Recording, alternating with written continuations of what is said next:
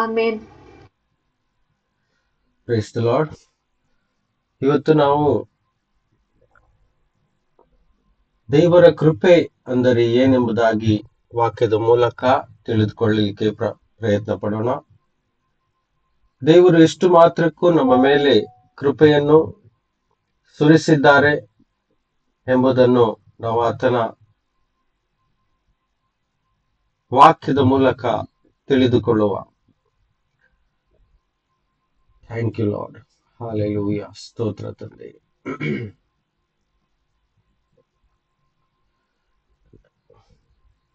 Okay,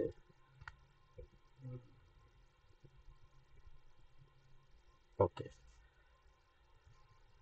ನಾನು ನಿಮ್ಮಲ್ಲಿ ಕೇಳುವ ಪ್ರಶ್ನೆ, ಈ ಬದುಕಿನಲ್ಲಿ, ಈ ಭೂಮಿಯಲ್ಲಿ, ನಮ್ಮ ಜೀವಿತದಲ್ಲಿ ಈ ಮನುಷ್ಯನು ಏನೆಲ್ಲ ಸಾಧನೆಗಳನ್ನು ಈ ಲೋಕದಲ್ಲಿ ಮಾಡಿದ್ದಾನೆ. ಊಹಿಸ್ಲಿಕ್ಕೆ ಅಸಾಧ್ಯವಾದಂತ ಅನೇಕ ಸಾಧನೆಗಳನ್ನು ಮನುಷ್ಯನು ಈ ಭೂಮಿಯಲ್ಲಿ ಮಾಡಿದ್ದಾನೆ. ವಿಜ್ಞಾನವು ಎಷ್ಟು ಮಾತ್ರಕ್ಕೂ ಅದು ಅಭಿವೃದ್ಧಿಯನ್ನು ಹೊಂದಿ ಉನ್ನತ ಮಟ್ಟಕ್ಕೆ ಹೋಗಿ ಮುಟ್ಟಿದೆ. ಆಕಾಶದ ಮಂಡಲದಲ್ಲಿರುವಂತಹ ಗ್ರಹಗಳನ್ನು ಕಂಡುಹಿಡಿದು ನಕ್ಷತ್ರಗಳನ್ನು ತಿಳಿಯುವಷ್ಟರ ಮಟ್ಟಿಗೆ ಅದು ಬೆಳೆದು ನಿಂತಿದೆ. ಮನುಷ್ಯನ ಊಹೆಯಲ್ಲಿ ಮಾಡಲಿಕ್ಕೆ ಅಸಾಧ್ಯವಾಗದ್ದು ಯಾವುದು ಇಲ್ಲ ಎಂಬುವಷ್ಟರ ಮಟ್ಟಿಗೆ ಮನುಷ್ಯನು ಮುಟ್ಟಿರುವ ಈ ಸಂದರ್ಭದಲ್ಲಿ ಒಂದು ಮಾತ್ರ ಮನುಷ್ಯನ ಕೈಯಿಂದ ಮಾಡಲು ಅಸಾಧ್ಯ. ಅದು ಯಾವುದು ಎಂದು ಹೇಳಲಿಕ್ಕೆ ಸಾಧ್ಯ ಉಂಟಾ? ನಿಮ್ಮಲ್ಲಿ ಯಾರಾದ್ರೂ ಹೇಳಬಹುದಾ? Thank you lord. ಯಾರಾದ್ರೂ ಹೇಳ್ಬೋದಾ?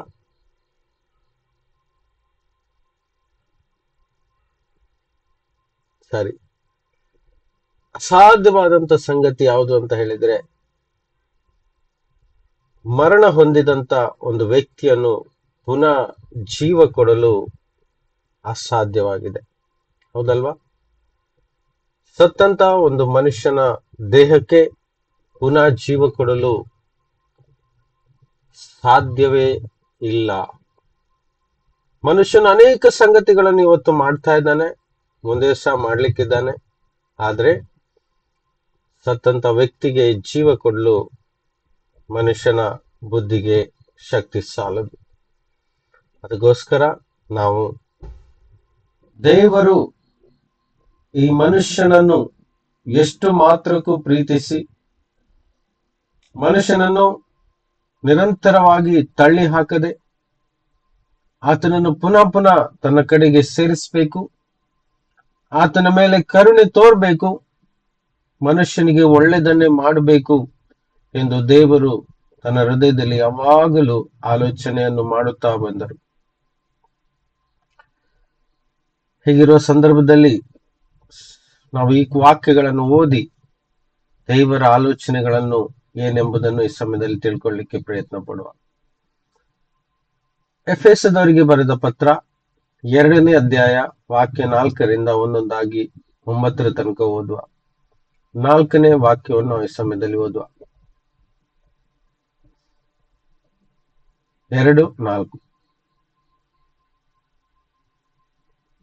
ಓದಿ.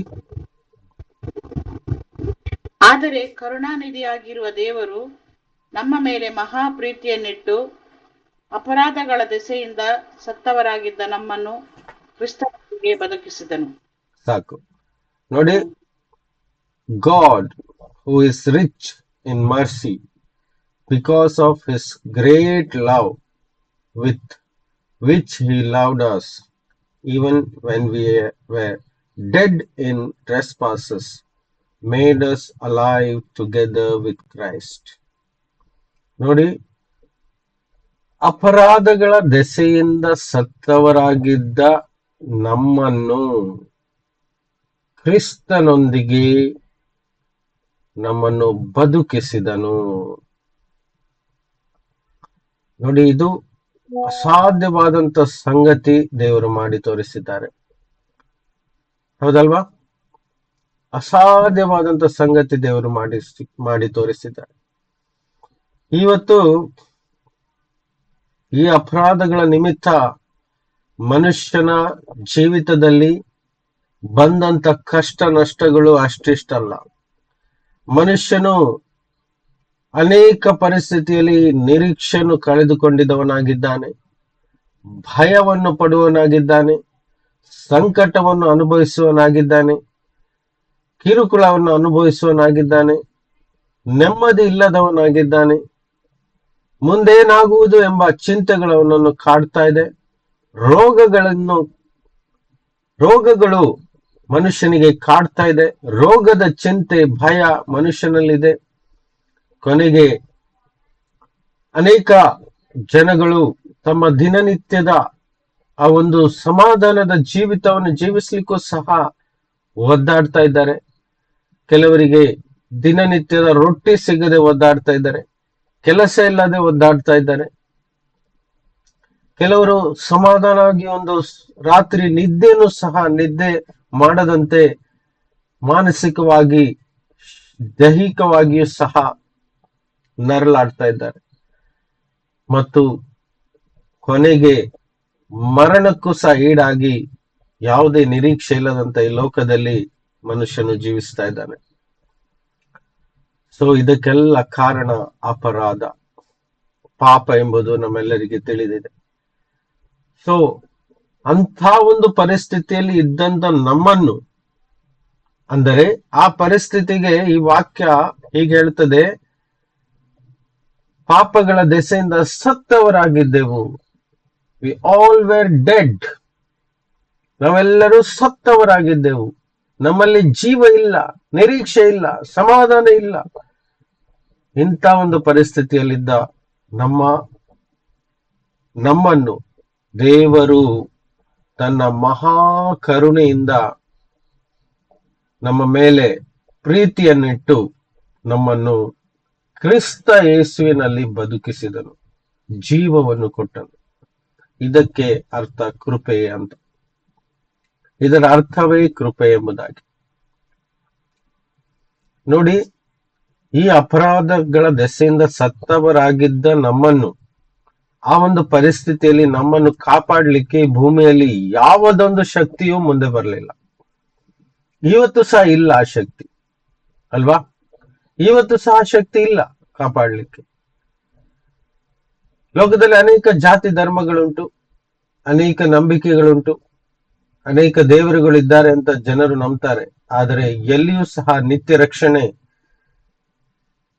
ಅಪರಾಧಕ್ಕೆ ಮೋಕ್ಷ ಉಂಟು, ಬಿಡುಗಡೆ ಉಂಟು ಎಂಬುದಾಗಿ ಯಾರೂ ಸಹ ಹೇಳಲಿಕ್ಕೆ ಸಾಧ್ಯ ಇಲ್ಲ. ಯಾಕೆ ಅಂತ ಹೇಳಿದ್ರೆ ಯಾರಿಗೂ ಸತ್ಯ ಗೊತ್ತಿಲ್ಲ. ಅಂಥದ್ರಲ್ಲಿ ಜನರೆಲ್ಲ ಒದ್ದಾಟ ಮಾಡ್ತಾ ಇದ್ದಾರೆ, ಆಕ್ಚುಲಿ ನರಳಾಡ್ತಾ ಇದ್ದಾರೆ. ಶ್ರೀಮಂತರು ಸಹ ಒಂದಲ್ಲ ಒಂದು ರೀತಿಯಲ್ಲಿ ನರಳಾಡ್ತಾ ಇದ್ದಾರೆ. ಹಣ ಇದ್ದವನು ನರಳಾಡ್ತಾ ಇದ್ದಾನೆ, ಹಣ ಇಲ್ಲದೆ ಇರುವವನು ಸಹ ನರಳಾಡ್ತಾ ಇದ್ದಾನೆ.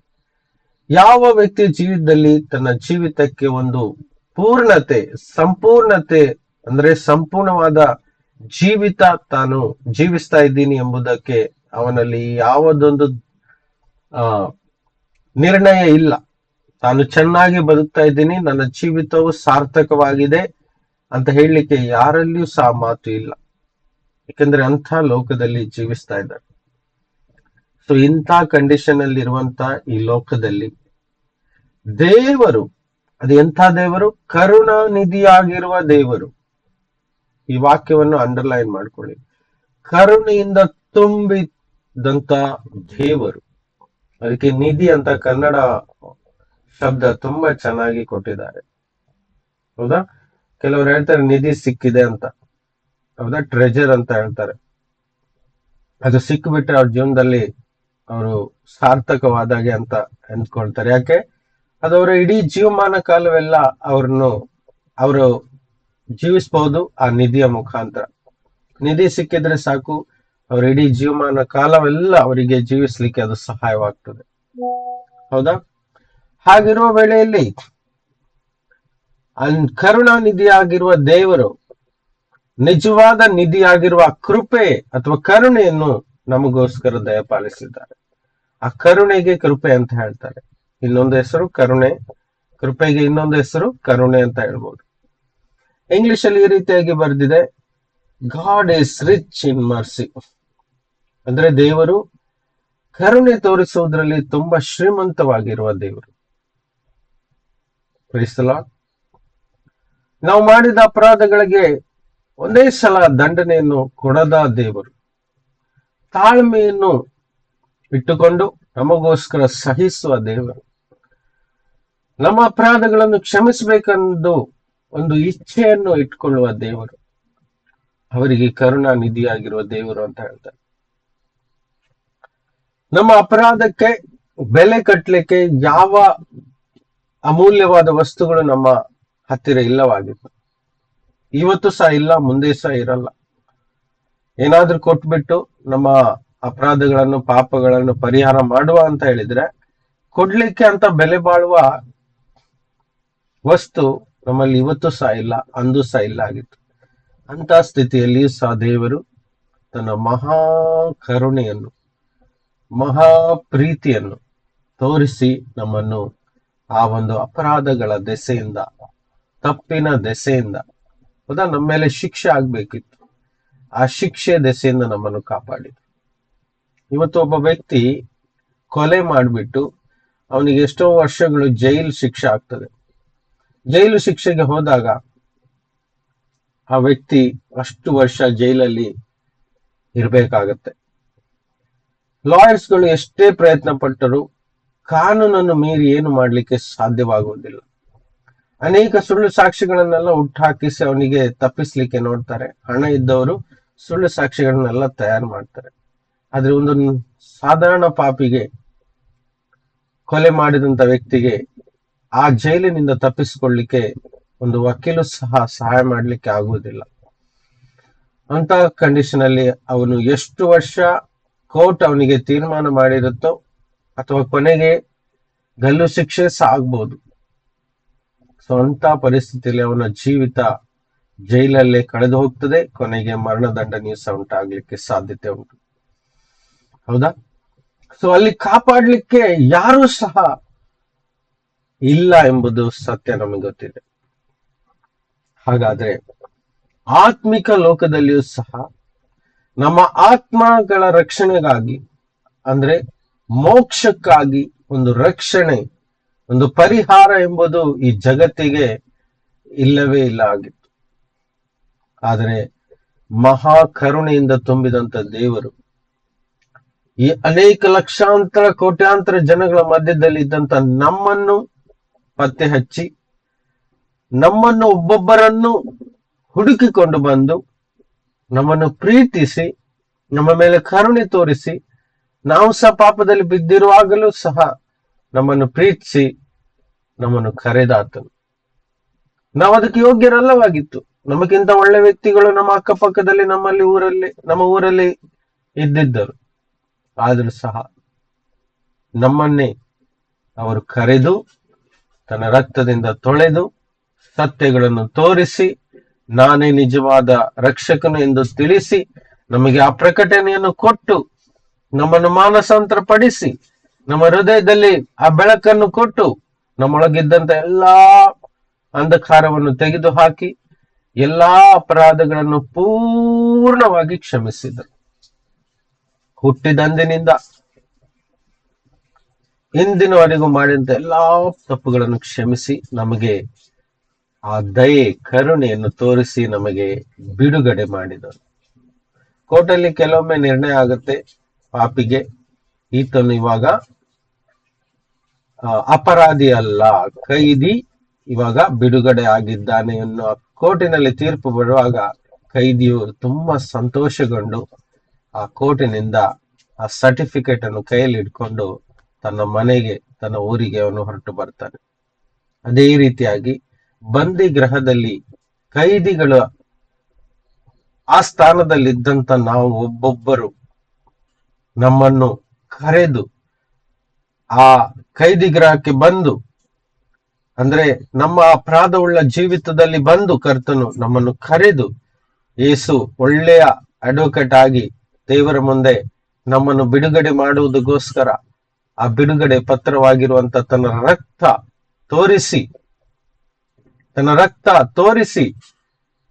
ನಾನು ಈ ಅಪರಾಧಿಗೋಸ್ಕರ ರಕ್ತವನ್ನು ಸುರಿಸಿದ್ದೇನೆ ಎಂಬ ಬೆಲೆಯುಳ್ಳ ಆ ಒಂದು ಪತ್ರವನ್ನು ತೋರಿಸಿ ನಮ್ಮನ್ನು ತಂದೆಯ ಆ ಶಿಕ್ಷೆಯಿಂದ, ಆ ನಿತ್ಯ ಮರಣದಿಂದ ನಮ್ಮನ್ನು ತಪ್ಪಿಸಿ ನಮಗೆ ಸ್ವತಂತ್ರವನ್ನು ಕೊಟ್ಟು ನಮ್ಮನ್ನು ಬಿಡುಗಡೆ ಮಾಡಿ ಆ ಜೈಲಿನಿಂದ ನಮ್ಮನ್ನು ಹೊರಗಡೆ ತಂದನು ಮತ್ತು ನಿತ್ಯ ಭಾಗ್ಯಕ್ಕೆ ನಮ್ಮನ್ನು ಏನು ಮಾಡಿದನು, ಅದು ಸಿಗುವಂತೆ ನಮಗೆ ಅಲೋ ಮಾಡಿದರು. ಸೊ ಇದಕ್ಕೆ ಹೇಳುವುದು ಕೃಪೆ ಎಂಬುದಾಗಿ.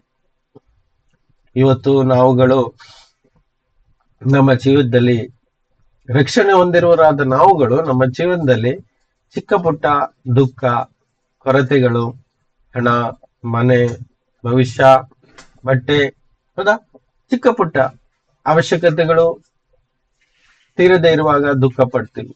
ಅಯ್ಯೋ ದೇವರೇ, ಎಲ್ಲಿದ್ಯಪ್ಪ, ನನ್ನ ದುಃಖ ನಿನಗೆ ಕಾಣಿಸ್ತಾ ಇಲ್ವಾ, ನನಗಿನ್ನ ಕಷ್ಟ ಆಗ್ತಾ ಇದೆ ಎಂದೆಲ್ಲ ನಾವು ಪ್ರಾರ್ಥಿಸ್ತೀವಿ. ತಪ್ಪಿಲ್ಲ. ಆದರೆ ನಾವಿವತ್ತು ನೆನೆಸುವ ನಮ್ಮ ಮೇಲೆ ತೋರಿಸಿದಂತ ಮಹಾಕರುಣೆ ಅದು ನಿಧಿಯಾಗಿದೆ. ನಮ್ಮ ಜೀವಮಾನ ಕಾಲವೆಲ್ಲ ನಾವು ದುಡಿದು ಸಂಪಾದಿಸಿ ಕೊಟ್ಟರೂ ಸಹ ಆ ದೇವರು ತನ್ನ ಮಗನ ಮೂಲಕ ಕಟ್ಟಿದಂತ ರಕ್ತದ ಬೆಲೆಗೆ ನಾವು ಬೆಲೆ ಕಟ್ಟಲಿಕ್ಕೆ ಅಸಾಧ್ಯ. ಇದಕ್ಕೆ ಕೃಪೆ ಅಂತ ಹೇಳ್ತಾರೆ. ಆಮೇನ್. ಸ್ತೋತ್ರ ತಂದೆ. ಇವತ್ತು ನಮ್ಮ ಜೀವನದಲ್ಲಿ ಬರುವಂತ ಕಷ್ಟಗಳನ್ನು ನೆನೆಸಿ ನಾವು ದುಃಖ ಪಡೆದೆ ದೇವರು ನಮ್ಮ ಮೇಲೆ ತೋರಿಸಿದಂತ ಮಹಾ ಕರುಣೆಯನ್ನು ನೆನೆಸುವರಾಗೋಣ. ಆ ಕರುಣೆಯನ್ನು ನೆನೆಸುವಾಗ, ಎಂತ ಕರುಣೆ, ನಾವು ಆಲ್ರೆಡಿ ಸತ್ತವರಾಗಿದ್ದೇವೆ ಒಂದು ಕಾಲದಲ್ಲಿ. ನಾವು ಇವತ್ತು ತಿಳ್ಕೊಳ್ತೀವಿ, ನಮಗೆ ಚಿಕ್ಕ ರೋಗ ಬಂತು, ಸ್ವಲ್ಪ ಕಷ್ಟ ಬಂತು, ನೋವು ಬಂತು, ಇದೆಲ್ಲ ಯೋಚನೆಗಳು ಬರ್ತದೆ, ನಾವು ದುಃಖಕ್ಕೆ ಒಳಗಾಗ್ತೀವಿ. ಆದ್ರೆ ನಾವು ಮರ್ತು ಹೋಗ್ತೀವಿ ದೇವರು ಆಲ್ರೆಡಿ ನಮ್ಮ ಮೇಲೆ ಎಂತ ಮಹಾ ಉಪಕಾರವನ್ನು ಮಾಡಿದ್ದಾರೆ ಎಂಬುದು ನಾವು ಮರ್ತು ಹೋಗ್ತೀವಿ. ಅದು ಎಂತ ಉಪಕಾರ? ನಾವು ಮುಂಚೆಯೇ ಸತ್ತವರಾಗಿದ್ದೆವು, ನಮ್ಮಲ್ಲಿ ಜೀವ ಇಲ್ಲ ಆಗಿತ್ತು, ನಮಗೆ ಯಾವುದೇ ನಿರೀಕ್ಷೆ ಇಲ್ಲ ಆಗಿತ್ತು. ಹೌದಾ? ಸತ್ತು ಬಿದ್ದಿದ್ದೆವು. ಇವತ್ತು ನಮಗೆ ಗೊತ್ತುಂಟು, ಸತ್ತಂತ ಒಂದು ಹೆಣ, ಒಂದು ದೇಹ ಯಾವುದೇ ಕೆಲಸಕ್ಕೆ ಬಾರದು. ಅದನ್ನು ಮಣ್ಣಲ್ಲಿ ಹಾಕಲೇಬೇಕು, ಹುಗಿಲೇಬೇಕು, ಇಲ್ಲಾಂದ್ರೆ ವಾಸನೆ ಬರ್ತದೆ. ಅಂತ ಪರಿಸ್ಥಿತಿಯಲ್ಲಿದ್ದಂತ ನಮ್ಮ ಈ ಜೀವಿತವನ್ನು ದೇವರು ತನ್ನ ಮಹಾ ಕರುಣೆಯಿಂದ ನಮ್ಮನ್ನು ಪ್ರೀತಿಸಿ, ನಮ್ಮನ್ನು ಶುದ್ಧ ಮಾಡಿ, ನಮಗೆ ಜೀವ ಕೊಟ್ಟು, ನಮ್ಮನ್ನು ಕ್ಷಮಿಸಿ, ನಮ್ಮ ಅಪರಾಧಗಳನ್ನೆಲ್ಲ ಅವರು ಶಿಲುಬೆ ಮೇಲೆ ತನ್ನ ಮೇಲೆ ಹಾಕಿಸಿಕೊಂಡು ತಾನು ನಮ್ಮ ಬದಲಿಗೆ ಸತ್ತು ನಮ್ಮನ್ನು ಬಿಡುಗಡೆ ಮಾಡಿದರು. ಇದಕ್ಕೆ ಹೇಳ್ತಾರೆ ಕರುಣೆ ಅಥವಾ ಕೃಪೆ ಅಂತ. ಅದಕ್ಕೆ ವಾಕ್ಯದಲ್ಲಿ ಬರೆದಿದೆ, ನಾವು ಆತನ ಕೃಪೆಯಿಂದಲೇ ರಕ್ಷಣೆ ಹೊಂದಿದವರಾಗಿದ್ದೀವಿ. ಕೇವಲ ನಂಬಿದ್ದೇವೆ ನಾವು, ಯೇಸು ನನಗೋಸ್ಕರ ಸತ್ತರು ಅಂತ. ಯೇಸುವನ್ನು ನಂಬುವುದರ ಮೂಲಕ ಈ ಎಲ್ಲ ಕೃಪೆ ನಮಗೆ ಸಿಕ್ತು. ಮುಂದೆ 6ನೇ ವಾಕ್ಯ ಹೀಗೆ ಹೇಳ್ತದೆ, ಬದುಕಿಸಿದ್ದಲ್ಲದೆ ತಾನು ಕ್ರಿಸ್ತ ಯೇಸುವಿನಲ್ಲಿ ನಮಗೆ ಮಾಡುವ ಉಪಕಾರದ ಮೂಲಕ ತನ್ನ ಅಪಾರವಾದ ಕೃಪಾತಿಶಯವನ್ನು, ನೋಡಿ, ನಮಗೆ ಒಂದು ಉಪಕಾರ ಮಾಡಿದ್ದಾನೆ. ಎಂತ ಉಪಕಾರ? ತನ್ನ ಅಪಾರವಾದ ಕೃಪೆಯ ಅತಿಶಯವನ್ನು, ಇಂಗ್ಲಿಷ್ ಅಲ್ಲಿ ಹೇಳ್ತದೆ exceeding riches of his grace. Exceeding riches ಅಂತ ಹೇಳಿದ್ರೆ ಶ್ರೀಮಂತವಾದ, ಅತಿಯಾದ ಕೃಪೆ. ಹೌದಾ? ಎಕ್ಸೀಡಿಂಗ್ ಅಂತ ಹೇಳಿದ್ರೆ ಅಪಾರವಾದ, ಇನ್ನೂ ಜಾಸ್ತಿ ಆದಂತ. ಅದನ್ನ ನಾವು ಎಕ್ಸ್ಪ್ಲೇನ್ ಮಾಡ್ಲಿಕ್ಕೆ ನಮ್ಮ ಶಬ್ದಗಳೇ ಸಾಲದು. ನಾವೆಷ್ಟು ಇದನ್ನು ಧ್ಯಾನಿಸ್ತೀವಿ ಅಷ್ಟು ಆಳವಾಗಿ ನಮಗೆ ಅರ್ಥ ಆಗ್ಲಿಕ್ಕೆ ಸ್ಟಾರ್ಟ್ ಆಗ್ತದೆ. ಇದು ನಾವು ಊಹಿಸ್ಲಿಕ್ಕೆ ಸಾಧ್ಯನೇ ಇಲ್ಲ. ಯೇಸು ಬರುವುದಕ್ಕಿಂತ ಮುಂಚೆ 400 ವರ್ಷಗಳು ಅಂತ ಹೇಳಿದ್ರೆ, ಕೊನೆಯ ಪ್ರವಾದಿಯಾಗಿರುವ ಮಲಾಖಿ ಪ್ರವಾದಿಯ ನಂತರ ಯೇಸು ಬರುವ ತನಕ 400 ವರ್ಷಗಳ ಒಂದು ಗ್ಯಾಪ್ ಇತ್ತು. 400 ವರ್ಷಗಳವರೆಗೆ ದೇವರು ಸರಿಯಾಗಿ ಒಂದು ಪ್ರವಾದಿಗಳನ್ನು ಕಳುಹಿಸದೆ ಜನರೊಂದಿಗೆ ಮಾತನಾಡಿಸುವುದನ್ನು ನಿಲ್ಲಿಸಿದನು. ಮಲಾಕಿಯ ಕೊನೆಯ ಅಧ್ಯಾಯ, ಕೊನೆಯ ವಾಕ್ಯ ಅಂದ್ರೆ ಹಳ ಒಡಂಬಡಿಕೆಯ ಕೊನೆಯ ವಾಕ್ಯ ಏನಿದೆ ಅಂತ ನೋಡಿದ್ರೆ, ಓದಿ ಯಾರಾದ್ರೂ.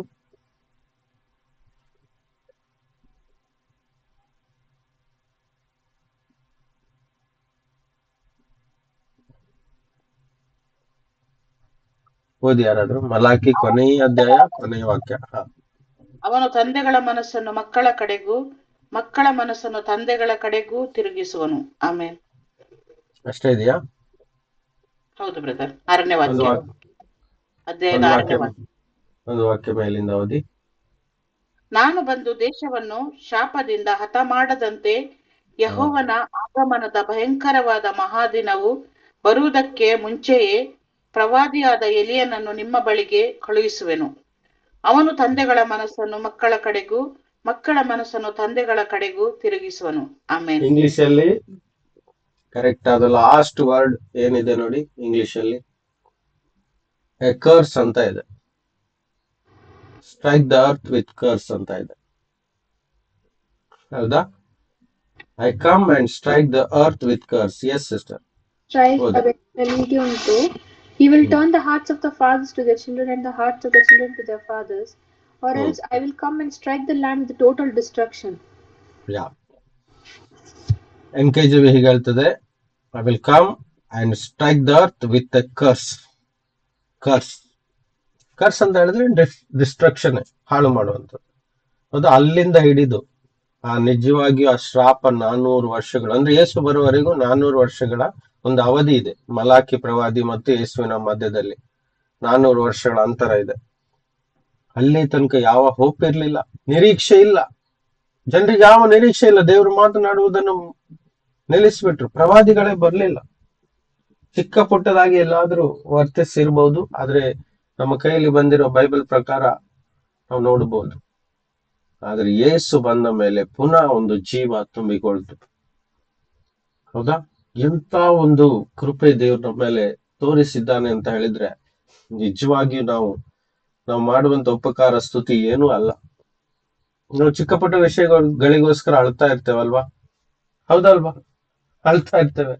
ಆದ್ರೆ ಆತನ ಅಪಾರವಾದ ಕೃಪೆಯನ್ನು ಆಲ್ರೆಡಿ ನಮ್ಗೆ ಕೊಟ್ಟಿದ್ದನ್ನು ನಾವು ನೆನೆಸದೆ ಅದನ್ನು ಮರೆತು ಬಿಟ್ಟು ಚಿಕ್ಕ ಪುಟ್ಟ ವಿಷಯಗಳಿಗೆ ಅಳ್ತಾ ಇರ್ತೀವಿ.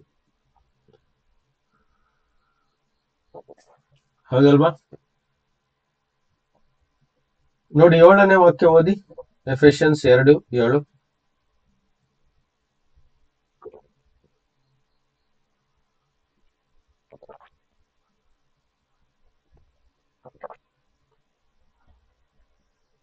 ಮುಂದಿನ ಯುಗಗಳಲ್ಲಿ ತೋರಿಸಬೇಕೆಂದು ಕ್ರಿಸ್ತ ಯೇಸುವಿನಲ್ಲಿರುವ ನಮ್ಮನ್ನು ಆತನೊಂದಿಗೆ ಎಬ್ಬಿಸಿ ಪರಲೋಕದಲ್ಲಿ ಆತನೊಂದಿಗೆ ಕೂಡ್ರಿಸಿದ್ದಾನೆ. ಆಮೇನ್. ನೋಡಿ, ನಮ್ಗೆ ಮರಣದಿಂದ ರಕ್ಷಿಸಿದ್ದಲ್ಲದೆ ಪುನಃ ಬದುಕಿಸಿದ್ದಲ್ಲದೆ ಬರುವ ಕಾಲದಲ್ಲಿ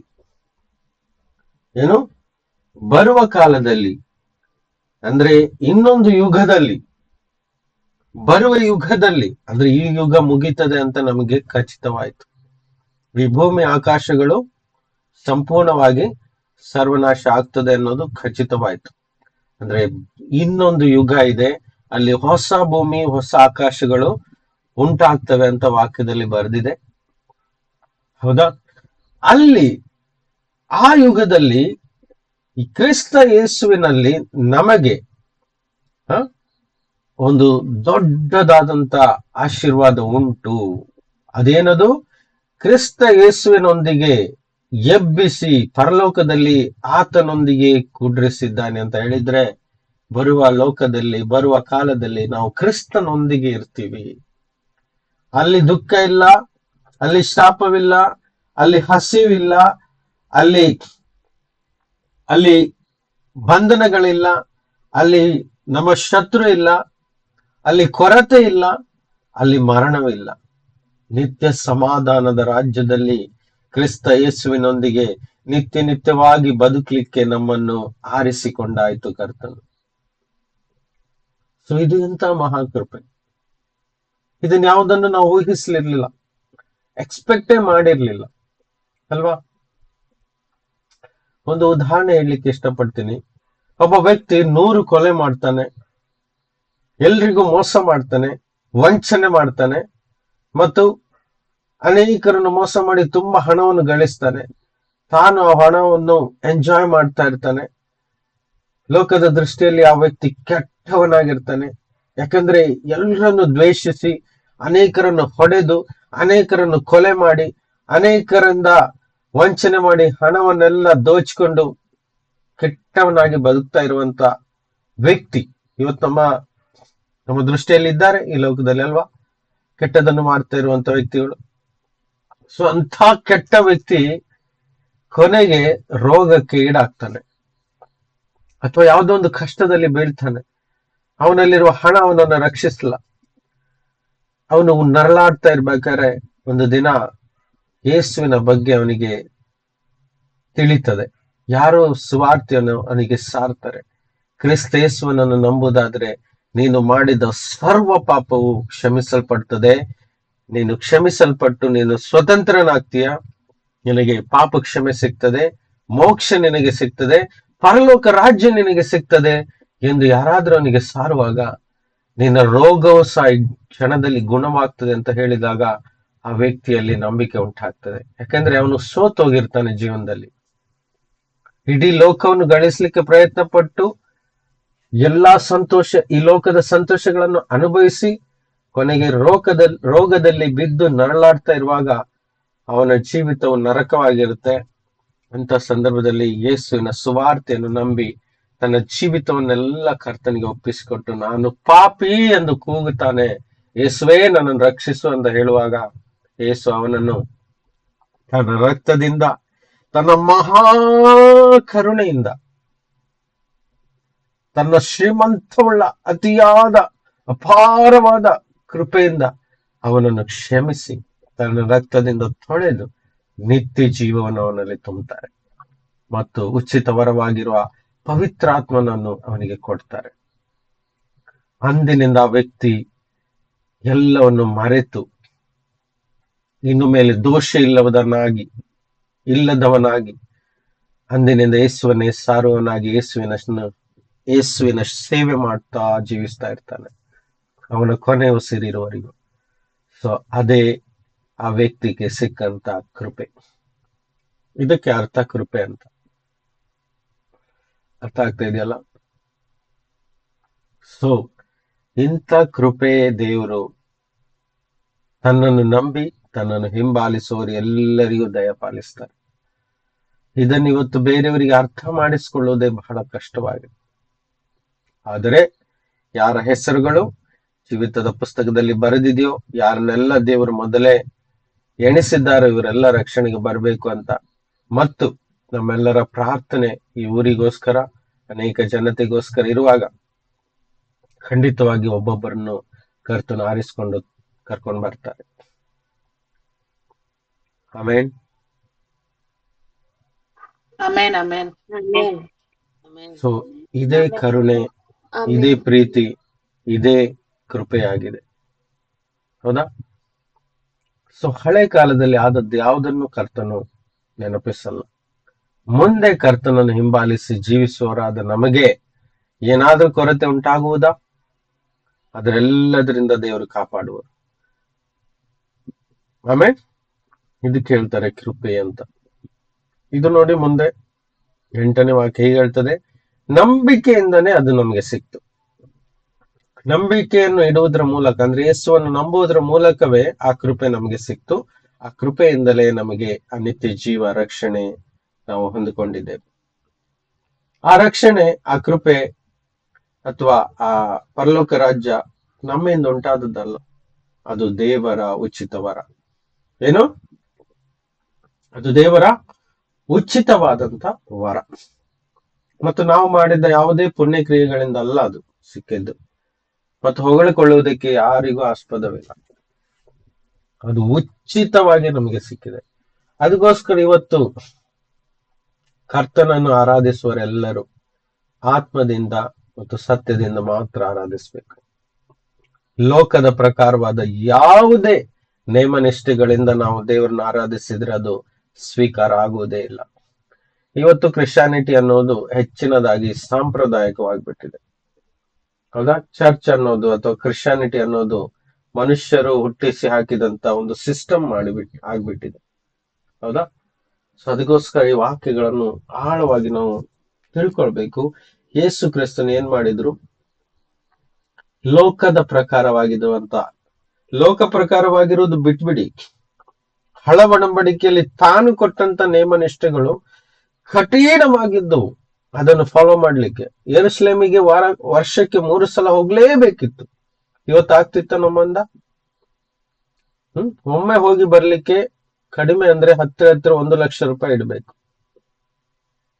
ವರ್ಷಕ್ಕೆ 3 ಸಲ ಹೋಗಿ ಬರ್ಬೇಕಿತ್ತು. ಒಂದೊಂದು ನಿಯಮಗಳನ್ನು ಪಾಲಿಸುವುದಾದ್ರೆ ಬಹಳ ಕಷ್ಟ ಇತ್ತು.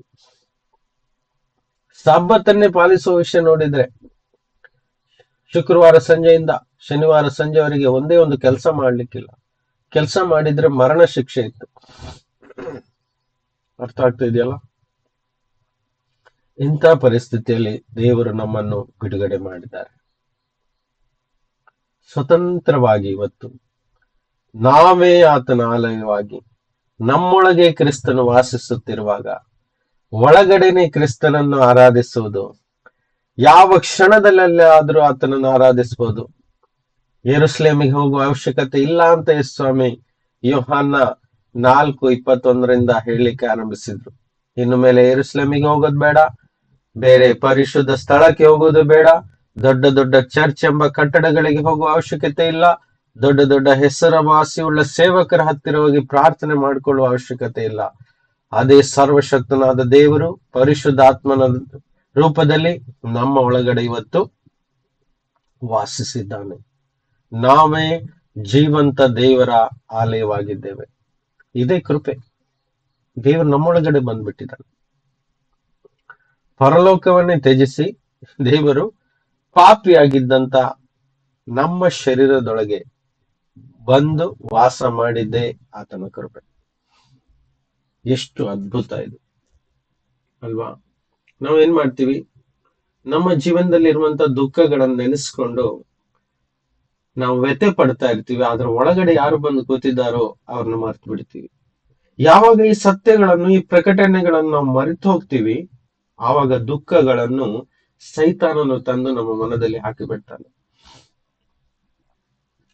ಅರ್ಥ ಮಾಡಿಕೊಳ್ಳೋ. ಯಾವಾಗ ಈ ದೊಡ್ಡ ಪ್ರಕಟಣೆಗಳನ್ನು, ಈ ಸತ್ಯಗಳನ್ನು ನಾವು ಮರಿತೀವಲ್ವಾ, ಕ್ಷಣ ಮಾತ್ರಕ್ಕೆ ಮರೆತು ಹೋಗ್ತೀವಿ. ಸೈತಾನನು ಕತ್ಕೊಂಡ್ ಬಿಡ್ತಾನೆ ವಾಕ್ಯಗಳನ್ನು, ನೆನಪಿಗೆ ಬರೋಲಿಕ್ಕೆ ಬಿಡೋದೇ ಇಲ್ಲ. ಅದಕ್ಕೋಸ್ಕರ ನಮಗೆ ಪದೇ ಪದೇ ಅದನ್ನು ಧ್ಯಾನಿಸ್ತಾ ಇರ್ಬೇಕು. ನಮ್ಮ ಕಣ್ಣೆದುರಲ್ಲೇ ಇರ್ಬೇಕು ವಾಕ್ಯ, ನಮ್ಮ ಮನಸ್ಸಿನಲ್ಲೇ ಇರ್ಬೇಕು, ನಮ್ಮ ಹೃದಯದಲ್ಲೇ ಇರ್ಬೇಕು. ಹಳೆ ಒಡಂಬಡಿಕೆಯಲ್ಲಿ ಏನ್ ಹೇಳಿದ್ರು? ನಿಮ್ಮ ಹಣೆ ಮೇಲೆ ಕಟ್ಕೊಳ್ಳಿ, ನಿಮ್ಮ ಕುತ್ತಿಗೆಯಲ್ಲಿ ಹಾಕೊಳ್ಳಿ ಅಲ್ವಾ, ನಿಮ್ಮ ಕೈಗಳಿಗೆ ಕಟ್ಕೊಳ್ಳಿ ಅಂತ ಹೇಳಿದ್ದು ಇದು. ಇದಕ್ಕೋಸ್ಕರನೇ ಮರೆತು ಹೋಗ್ತೀವಿ. ಮರೆತು ಹೋದ ಕೂಡಲೇ ನಮ್ಗೆ ಲೋಕದ ಚಿಂತೆಗಳು ಕಾಡ್ತಾನೆ ಇರ್ತವೆ. ಸೈತಾನನು ಬಂದೇ ಬಿಡ್ತಾನೆ ಅಟ್ಯಾಕ್ ಮಾಡ್ಲಿಕ್ಕೆ, ಮರಳು ಮಾಡ್ತಾನೆ ಇರ್ತಾನೆ. ನಿನಗೆ ದುಃಖ ಇದೆ, ನಿನ್ಗೆ ಏನೂ ಇಲ್ಲ, ನಿನ್ನಿಂದ ಇದು ಆಗುವುದಿಲ್ಲ, ನಿಮ್ ಜೀವನದಲ್ಲಿ ಇದೇ ಗತಿ, ಮುಂದೆ ಹೋಗ್ಲಿಕ್ಕೆ ಆಗುದಿಲ್ಲ ಅಂತ ಸುಳ್ಳನ್ನ ಹೇಳ್ತಾ ಇರ್ತೀನಿ. ಅರೇ, ಇಡೀ ಲೋಕವನ್ನು ಸೃಷ್ಟಿಸಿದಂತ ಆಕಾಶ ಮಂಡಲವನ್ನು, ಭೂಮಿಯನ್ನು, ಭೂಮಿಯಲ್ಲಿರುವಂತ ಸರ್ವ ಸಂಪತ್ತನ್ನು ಸೃಷ್ಟಿಸಿದ ದೇವರೇ ಆ ಸೃಷ್ಟಿಕರ್ತನೆ ಒಳಗ್ ಬಂದು ಕೂತ್ಕೊಂಡಿದ್ದಾರೆ. ಅದಕ್ಕೆ ವಾಕ್ಯ ಹೇಳ್ತದೆ, ನಿಮ್ಮಲ್ಲಿರುವ ಆತನು ಈ ಲೋಕದಲ್ಲಿರುವ ಆತನಿಗಿಂತ ಹೆಚ್ಚಿನವನು, ದೊಡ್ಡವನು, ಶ್ರೀಮಂತನು, ಅದ್ಭುತ ಪರಾಕ್ರಮಿಯು ಆತನೇ ಒಳಗಡೆ ಬಂದು ಕೂತ್ಕೊಂಡಿರುವಾಗ ನಾವು ಲೋಕವನ್ನು ನೋಡಿದ ಕೂಡಲೇ ಚಿಂತೆಗೊಳಗಾಗ್ತೀವಿ. ಅದಕ್ಕೆ ಈ ವಾಕ್ಯ ಹೇಳಲ್ಪಟ್ಟಿದೆ, ಈ ಲೋಕವನ್ನು ಜಾಸ್ತಿಯಾಗಿ ಚಿಂತಿಸಬಾರ್ದು, ಈ ಲೋಕವನ್ನು ಪ್ರೀತಿಸಬಾರ್ದು, ಈ ಲೋಕವನ್ನಾಗ್ಲಿ ಲೋಕದಲ್ಲಿರುವಂತ ವಸ್ತುಗಳನ್ನಾಗ್ಲಿ ಪ್ರೀತಿಸಬಾರ್ದು, ಅದ್ರ ಬಗ್ಗೆ ಜಾಸ್ತಿ ವ್ಯಥೆ ಪಡಬಾರ್ದು, ಇದು ನಮ್ಗೆ ಸಿಕ್ಕಿಲ್ಲ ಅಂತ. ಅದಕ್ಕಿಂತ ದೊಡ್ಡದಾದಂತ, ಬೆಲೆ ಬಾಳುವಂತ, ಅದಕ್ಕೆ ಬೆಲೆ ಕಟ್ಲಿಕ್ಕೆ ಅಸಾಧ್ಯವಾದಂತ ಅಷ್ಟೊಂದು ದೊಡ್ಡ ಬೆಲೆಯುಳ್ಳ ದೇವರೇ ಸ್ವತಃ ತಾನು ಬಂದು ನಮ್ಮ ಒಳಗಡೆ ಕೂತ್ಕೊಂಡ್ ಬಿಟ್ಟಿದ್ದಾನೆ. ಹಾಗಾದ್ರೆ ನಮ್ಗೇನಾದ್ರೂ ಕೊರತೆ ಆಗ್ಲಿಕ್ಕೆ ಬಿಡ್ತಾರ? ಕೊರತೆ ಆಗೋದು ಯಾವಾಗ? ನಾವು ಈ ಪ್ರಕಟಣೆಯನ್ನು ಅಂತ ಹೇಳಿದ್ರೆ ಈ ಸತ್ಯಗಳನ್ನು ನಾವು ಮರ್ತು ಹೋಗ್ತೀವಿ ನೋಡಿ, ತಿಳ್ಕೊಳ್ಳಿಕ್ಕೆ ಆಸೆ ಪಡುವುದಿಲ್ಲ ಅಥವಾ ತಿಳ್ಕೊಳ್ಳುವ ಇಚ್ಛೆಯನ್ನು ಇಟ್ಕೊಳ್ಳುವುದಿಲ್ಲ ನೋಡಿ, ಯಾವಾಗ ನಮ್ಗೆ ಅರ್ಥ ಆಗುವುದಿಲ್ಲ ನೋಡಿ, ಆವಾಗ ಲೋಕವನ್ನು ನೋಡಿ ವ್ಯಥೆ ಪಡ್ತೀವಿ. Really we are rich, we are ambassadors, ನಾವು ರಾಜದೂತರುಗಳು, ಹೌದಾ? ಪರಲೋಕ ರಾಜ್ಯದ ಸಂತಾನದವರು ನಾವು. We are royal priesthood ಅಂತ ಅದಕ್ಕೆ ಹೇಳಲ್ಪಟ್ಟಿದೆ. ನಾವು ರಾಜನ ಏನು ಅಭಿಷಿಕ್ತವಾದಂತ ಏನು ಯಾಜಕರುಗಳಾಗಿದ್ದೇವೆ. ಒಬ್ಬನೇ ಸತ್ಯ ದೇವರನ್ನು ಸೇವೆ ಮಾಡುವಂತ ನಿಜವಾದ ಯಾಜಕರುಗಳು ನಾವೆಲ್ಲರೂ ಸಹ ಯಾಜಕರುಗಳು. ಅದಕ್ಕೆ ಇವತ್ತು ಯಾಜಕ ಸ್ಥಾನಕ್ಕೆ ಬೇರೆ ಬೆಲೆ ಇಲ್ಲ. ಅದಕ್ಕೋಸ್ಕರ ಬೇರೆ ದೊಡ್ಡ ಸೇವಕರಿಗೆ ನಾವು ಜಾಸ್ತಿ ಬೆಲೆ ಕೊಡಬಾರ್ದು. ನಾವೆಲ್ಲರೂ ಯಾಜಕರು. ಹಿರಿಯರಿಗೆ ಬೆಲೆ ಇದೆ. ಸಭೆಯನ್ನು ನಡೆಸುವಂತ, ಸಭೆಗೆ ಗೈಡ್ ಮಾಡುವಂತ, ಸತ್ಯಗಳನ್ನು ತೋರಿಸಿಕೊಡುವಂತ ಹಿರಿಯರಿಗೆ 2ರಷ್ಟು ಬೆಲೆ ಇದೆ. ಬೆಲೆ ಯಾವ ರೀತಿ? ಕ್ರಿಸ್ತನು ಹೇಳಿದ ಪ್ರಕಾರ ಮಾತ್ರ ಅವರಿಗೆ ಬೆಲೆ. ಪ್ರೀತಿ ಗೌರವ ಅಷ್ಟೇ. ಆದರೆ ಯಾವುದೇ ಸೇವಕರನ್ನು ಕ್ರಿಸ್ತನ ಸಮಾನವಾಗಿ ನೋಡಬಾರದು. ಅಂತ ಗೌರವಗಳನ್ನು ಕೊಡ್ಲಿಕ್ಕಾಗುತ್ತಿಲ್ಲ. ಅಲ್ಲಿ ನಾವು ಬಿದ್ದೋಗ್ತೀವಿ. ಕ್ರಿಸ್ತನೊಬ್ಬನೇ ಅಂತ ಗೌರವಕ್ಕೆ ಪಾತ್ರನು, ಯೋಗ್ಯನು. ಬಿಡಿಸಿದ್ಯಾರು? ಕ್ರಿಸ್ತನು. ರಕ್ತ ಕೊಟ್ಟಿದ್ಯಾರು? ಕ್ರಿಸ್ತನು. ಶಿಲುಬೆ ಮೇಲೆ ಸತ್ತದ್ಯಾರು? ಕ್ರಿಸ್ತನು. ರೋಗ ಗುಣಪಡಿಸಿದ್ಯಾರು? ಕ್ರಿಸ್ತನು. ನಮ್ಮನ್ನು ಪಾಪದಿಂದ ಮುಕ್ತಿ ಕೊಟ್ಟಿದ್ಯಾರು? ಕ್ರಿಸ್ತನು. ಪರಲೋಕ ರಾಜ್ಯದಲ್ಲಿ ನಿತ್ಯ ಜೀವ ಕೊಟ್ಟಿದ್ಯಾರು? ಕ್ರಿಸ್ತನು. ಸಮಾಧಾನ ಕೊಟ್ಟಿದ್ಯಾರು? ಕ್ರಿಸ್ತನು. ನಮ್ಮನ್ನು ಪ್ರೀತಿಸಿದ್ಯಾರು? ಕ್ರಿಸ್ತನು. ಕೃಪೆ ಕೊಟ್ಟಿದ್ಯಾರು? ಕ್ರಿಸ್ತನು. ಎಲ್ಲ ಕ್ರಿಸ್ತನು, ಕ್ರಿಸ್ತನು, ಕ್ರಿಸ್ತನು. ಹಿರಿಯರೆಲ್ಲರೂ ಅದನ್ನು ತೋರಿಸುವ ಸೇವಕರಷ್ಟೇ. ಅರ್ಥ ಆಗ್ತಿದೆಯಲ್ಲ? ಇದೇ ಕೃಪೆ. ಎಲ್ಲವೂ ಕ್ರಿಸ್ತನಲ್ಲಿ ನಮಗೆ ಸಿಕ್ಕಿದೆ. ಅಂತ ಕೃಪೆಯನ್ನು ನಾವು ಮರೆಯದೆ ಆತನನ್ನು ಹಿಂಬಾಲಿಸುವ. ಅದೇ ಈ ವಾಕ್ಯ ಹೇಳ್ತದೆ, ಪುಣ್ಯ ಕ್ರಿಯೆಗಳಿಂದಲ್ಲ, ನಮಗೆ ಹೊಗಳಿಕೊಳ್ಳುವುದಕ್ಕೆ ಯಾವುದೇ ಆಸ್ಪದವಿಲ್ಲ. It's a free gift. ಉಚಿತವಾಗಿ ನಮಗೆ ಈ ರಕ್ಷಣೆ ಸಿಕ್ಕಿದೆ. ಕೊಡ್ಲಿಕ್ಕೆ ಏನೂ ಇಲ್ಲ. ಆದ್ರೂ ಸಹ ನಾವು ಕೊಡುವುದಾದ್ರೆ ಸ್ತುತಿ ಅಂದ್ರೆ ಕೃತಜ್ಞತೆ ಸಲ್ಲಿಸ್ತಾ ಇರ್ಬೇಕು. ದೇವರೇ, ಎಲ್ಲಾ ದಿನ ಹೇಳುವಾಗ, ಹೊಸ ದಿನ ನೋಡುವಾಗ, ದೇವರೇ ನಿನ್ನ ಮಹಾ ಕರುಣೆಯಿಂದ ನನ್ನನ್ನು ಈ ದಿನ ನೋಡ್ಲಿಕ್ಕೆ ಕೊಟ್ಟಿದ್ಯಾ, ನನ್ನನ್ನು ಪ್ರೀತಿಸಿದ್ಯಾ, ಕ್ಷಮಿಸಿದ್ಯಪ್ಪ, ನನಗೆ ಸ್ತೋತ್ರ ಅಂತ ಹೇಳ್ತಾ ಇರುವುದೇ ನಿಜವಾಗಿ ನಾವು ಕೊಡುವಂತ ಆ ಪ್ರೀತಿಯಾಗಿದೆ ಅಥವಾ ಗೌರವವಾಗಿದೆ ಕರ್ತನಿಗೆ. ಬೇರೆ ಯಾವ ಲೋಕದ ಪ್ರಕಾರವಾದಂತ ನಿಯಮಗಳನ್ನು ನಾವು ಅನುಸರಿಸಬಾರ್ದು. ಇವತ್ತು ಸೈತಾನನು ಏನ್ ಮಾಡಿದ್ದಾನೆ? ಲೋಕ ಪ್ರಕಾರವಾಗಿ ದೇವರನ್ನು ಆರಾಧಿಸುವ ರೀತಿಗಳನ್ನು, ನಿಯಮಗಳನ್ನು ಹುಟ್ಟಿ ಹಾಕಿಸಿ ಟ್ವಿಸ್ಟ್ ಮಾಡ್ತಾ ಇದ್ದಾನೆ. ನಮ್ಮನ್ನು ರೂಟ್ ತಪ್ಪಿಸ್ತಾ ಇದ್ದಾನೆ. ಆದ್ರೆ ದೇವರು ಎಷ್ಟು ಸ್ವತಂತ್ರ ಮಾಡಿದ್ದಾರೆ ಅಂತ ಹೇಳಿದ್ರೆ, ಎಲ್ಲವೂ ಸತ್ಯದಲ್ಲಿಯೂ ಆತ್ಮದಲ್ಲಿಯೂ ದೇವರನ್ನು ನಾವು ಗೌರವಿಸಬೇಕು, ಆರಾಧಿಸ್ಬೇಕು.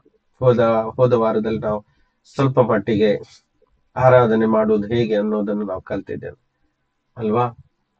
ಯಾವುದೇ ವಸ್ತುಗಳ ಮೂಲಕವಾಗಿಯೋ ಅಥವಾ ಕಣ್ಣಿನಿಂದ ನೋಡಿ ದೇವರನ್ನು ಆರಾಧಿಸ್ಲಿಕ್ಕೆ ಆಗುವುದಿಲ್ಲ. ಎಲ್ಲವೂ ಆತ್ಮದಲ್ಲಿ ಮತ್ತು ಸತ್ಯದಲ್ಲಿ. ಸತ್ಯವೆಂಬ ವಾಕ್ಯವನ್ನು ನಂಬಿ ಅದನ್ನು ಅನುಸರಿಸುವುದೇ ಸತ್ಯದಲ್ಲಿ ಮಾಡುವಂತ ಆರಾಧನೆ. ಪರಿಶುದ್ಧ ಆತ್ಮನನ್ನು ಅನುಭವಿಸಿ ನಮ್ಮ ಹೃದಯದಲ್ಲಿ ವಾಸ ಮಾಡ್ತಾರೆ. ಆತನ ನಮ್ಮ ಜೊತೆ ಮಾತನಾಡ್ತಾರೆ. ಆತನ ನಮಗೆ ಮಾರ್ಗದರ್ಶನ ತೋರಿಸ್ತಾರೆ.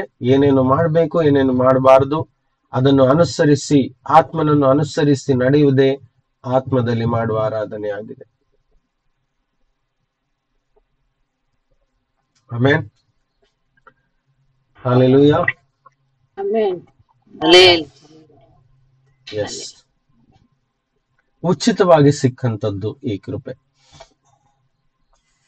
ನೋಡಿ. ಅದಕ್ಕೋಸ್ಕರ ರೋಮ 8:1 ಹೀಗೆ ಹೇಳ್ತದೆ, ಓದಿ.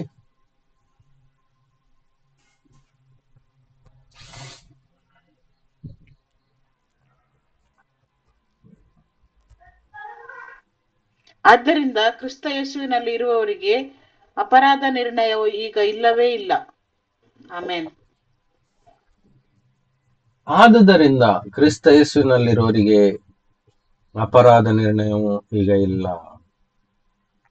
ಮುಂಚೆ ಇತ್ತು. ಯೇಸುವನ್ನು ನಂಬುವುದಕ್ಕಿಂತ ಮುಂಚೆ ಇತ್ತು.